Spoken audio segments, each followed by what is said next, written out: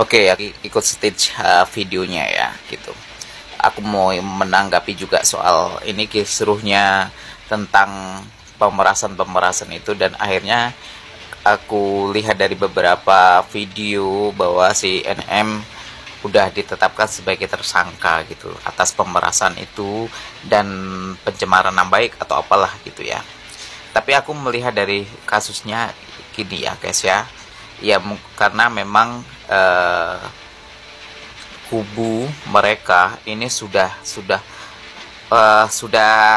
makin menjadi-jadi gitu guys ya. Jadi berbagai cara apa yang dilakukan gitu ya. Jadi kemarin aku ngelihat juga udah pada ke DPR ya, udah mengadu ya, gerombolan-gerombol itu udah mengadu sampai ke DPR gitu ya, karena tahu sendiri di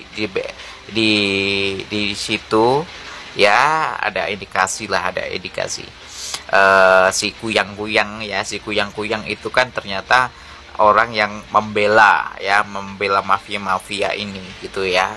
Makanya mereka terus merapat sampai ke DPR gitu ya. Nah, aku harus buat ya komisi yang memang menangani hal ini.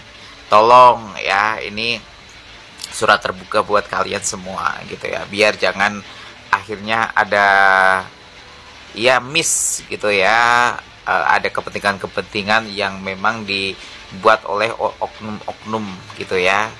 Nah, karena kita sudah jelas lah, aku sebagai masyarakat awam ya, melihat di kasus ini memang serangan-serangan yang dilakukan oleh owner-owner nakal yang memang sudah bermasalah gitu ya. Ini kasus ini justru malah kayak dipelintir gitu ya. Yang sebenarnya yang berkasus itu siapa, yang bermasalah itu siapa, justru yang hanya sekedar para review ya, itu justru malah kayak dijadikan tersangka gitu loh ya.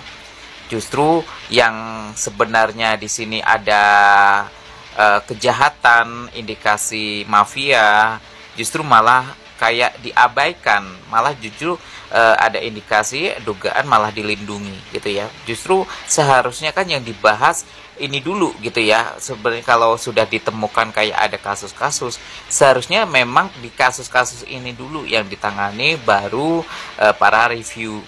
Ini malah kebalik, para review dulu yang getol-getolnya mau dibahas, ataupun sampai ada indikasi dilarang untuk mereview lagi, justru malah yang sebenarnya ada indikasi kejahatan malah kayak diabaikan gitulah ya.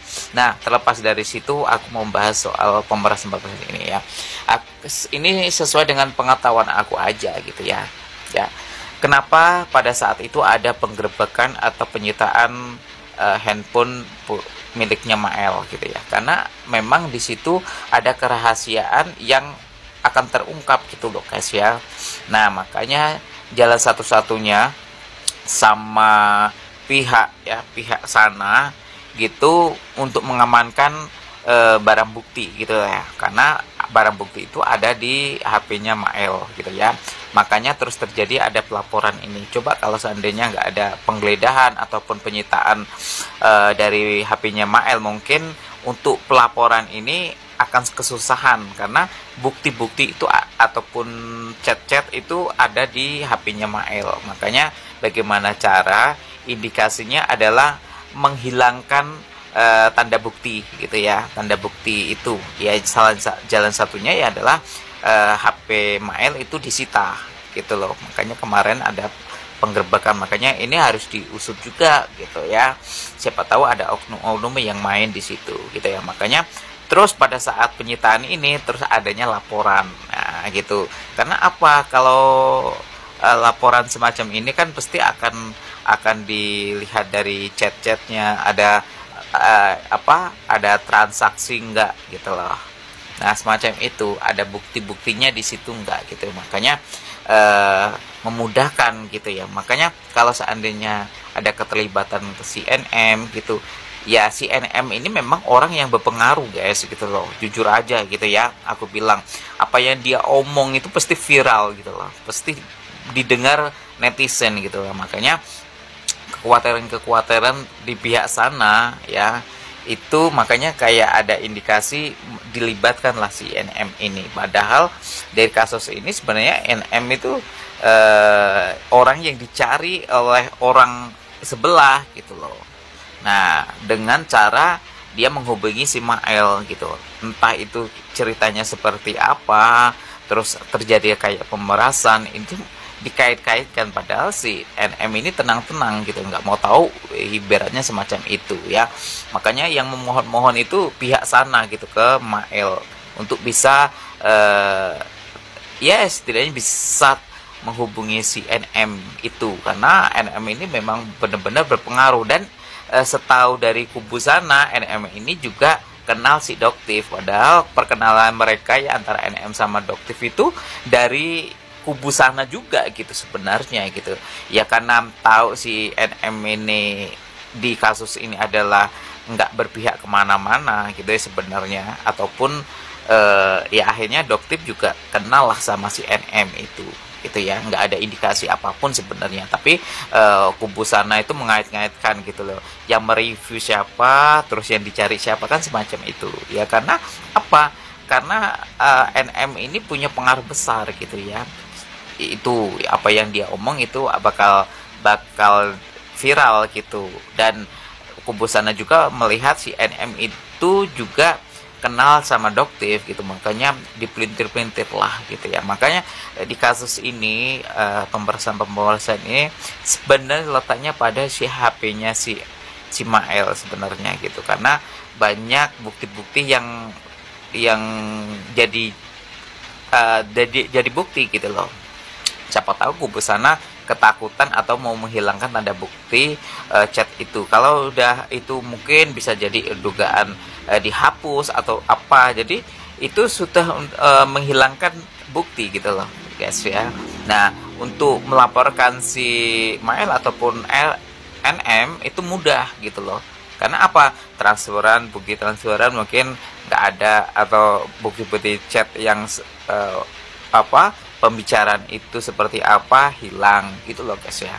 Itu dia punya bukti cuma transfer. Nah, kalau di pengadilan makanya kayak NM ini kena tersangkut, bisa jadi yaitu dari transferan itu guys gitu, mungkin bisa jadi seperti itu ya, ada dana mengalir gitu ya. Padahal dana mengalir itu uang sogok atau uang tutup mulut atau uang ya semacam nih aku kasih gitu loh, maksudnya seperti itu guys ya. Makanya ke transfer. Nah, kalau tanda bukti itu chatnya seperti apa sudah hilang, kan buktinya cuma transferan itu guys gitu ya. Nah, itu yang menjadi mereka melaporkan gitu loh, itu guys. Terus ya itu diputar balikan seolah itu ada pemerasan.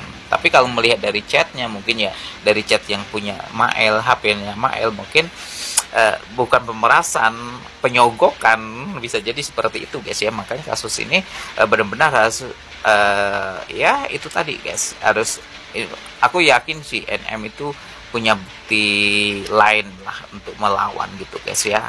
Karena di kasus ini sebenarnya makanya nggak ada kaitannya kan, makanya laporan itu cuma untuk NM sama si Mael kan. Nah, nggak mengarah ke Doktif karena memang nggak ada pengaruhnya di situ sebenarnya gitu loh guys ya. Nah, ini cuma cara-cara untuk menjatuhkan mereka-mereka. Ini lawan berat semua tuh, ibaratnya lawan berat gitu, si NM sama si Doktif gitu ya. Makanya sampai akhirnya dia merapat ke DPR gitu ya, karena di DPR merasa ada si kuyang-kuyang yang mengelindungi, memfasilitasi itu semua, bisa jadi untuk bersuara, karena mereka sudah kesusahan untuk berbagai cara gitu di sosial media, udah nggak ada respon baik gitu loh. Netizen sudah ada paham dan mengerti gitu. Itu aja sih pendapat aku guys ya. Ini aku disclaimer aja dulu ya, disclaimer, oke?